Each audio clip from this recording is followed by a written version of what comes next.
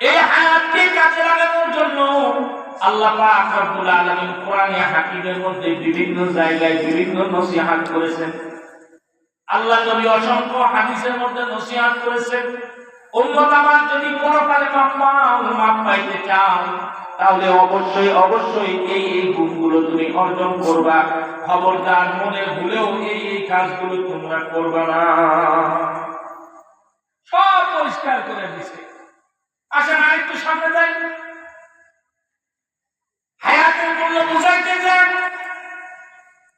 হাকিমুল উম্মাত মুজাদ্দিদুল মিল্লাত মাওলানা আশরাফ আলী থানভী রাহমাতুল্লাহি আলাইহি ওনার কিতাবের ভিতরে লিখেছেন, এই হায়াত কত দামি। একজন মানুষের একটা ঘটনা বলতে যায় শিখায় দিছে কত দামি। পরিবারের একজন আল্লাহর ওলি রাত্রবেলায় গভীর রাত্রে রাস্তা দিয়ে হেঁটে যায়, হঠাৎ করে তাকায় দেখতেছে রাস্তার পাশে একটা কবরস্থান রয়েছে। থাকে না অনেক জায়গায় রাস্তার পাশে।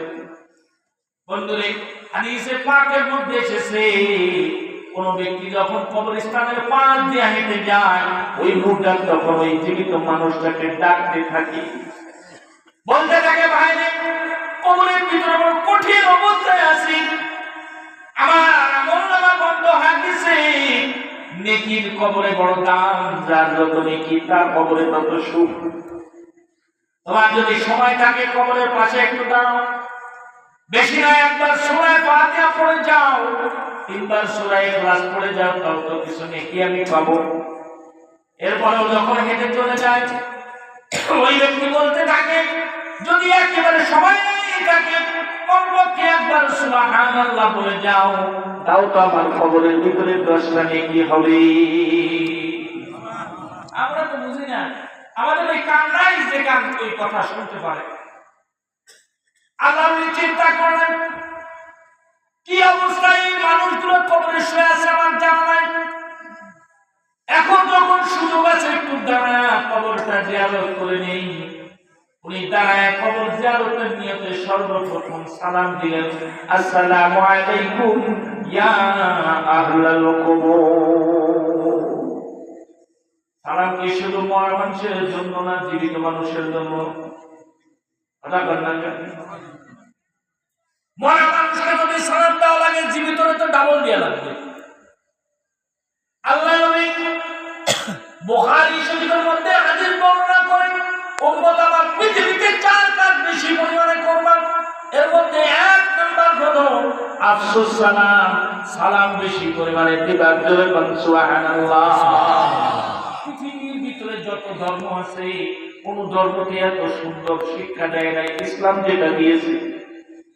কিসের গুড মর্নিং, কিসের শুভ সকাল, শুভ বিকাল, সব খাওয়া নমস্কার আদাব, কোনো কথাই না।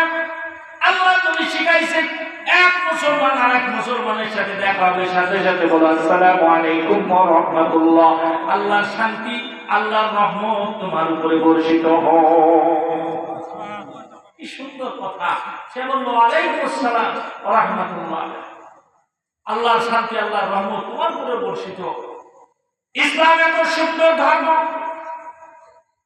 শুধু মুসলমান না, বিধর্মী যদি কাউকে আপনি দেখেন, হোক সে খ্রিস্টান, হোক ইহুদি, হোক হিন্দু, হোক শিখ, হোক বৌদ্ধ, যা কিছু হোক না কেন, ইসলামের ভিতরে তাকেও সালাম দেওয়া শিখাইছে। তবে মুসলমানদের যে সালাম দিবে ওই সালাম না। আমরা তো শিখছি, যদি হিন্দু একজনের সামনে দেখে কয় দাদা আদাব, ইসলামে আদাব শিখায় না, ইসলামে শিখাইছে আসসালামু আলা মান ইত্তাবা'আল হুদা। বিধর্মীকে দেখলে এই সালাম দিবে যে ব্যক্তি সরল সঠিক পথ খুঁজে, আল্লাহর শান্তি তার উপরে বর্ষিত হোক। শুধু তাই না, খালি ঘরে যদি ঢুকে,